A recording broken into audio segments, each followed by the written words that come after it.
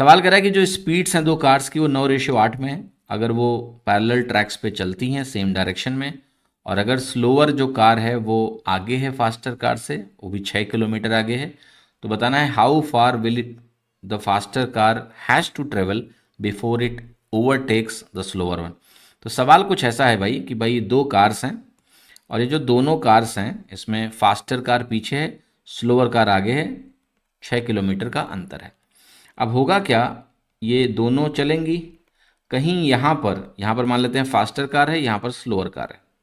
अब यहाँ पर कहीं मुलाकात होगी फास्टर कार और स्लोअर कार की, तो आपको ये बताना है कि जब ये मुलाकात हो रही है तो ये फास्टर कार कितना डिस्टेंस चल चुकी है। तो इसको ऐसा समझना है, देखो 6 किलोमीटर का गैप इनके पास शुरू में है, मान लेते हैं वो टाइम है t=0, शुरुआत का टाइम है t=0 जब उनके पास 6 किलोमीटर का गैप है।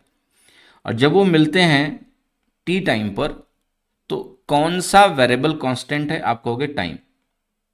भाई फास्टर कार हो या स्लोअर कार हो, दोनों जब मिल रहे हैं और इस स्टार्टिंग पोजीशन से, तो टाइम दोनों ने बराबर लिया है यहां तक पहुंचने में।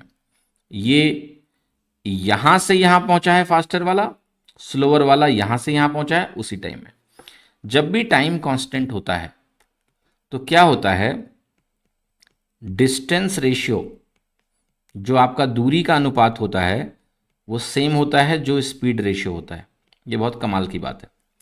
अब डिस्टेंस यानी जो फास्टर कार के द्वारा चली गई डिस्टेंस है, मान लेते हैं उसको कि वो डिस्टेंस है df, और जो स्लोअर कार के द्वारा चली गई दूरी है वो ds है। तो इनकी स्पीड का रेशियो क्या है, 9:8, इसी के बराबर होगा। यानी जब फास्टर कार 9 यूनिट चलेगा तो हमारा स्लोअर कार 8 यूनिट चला है।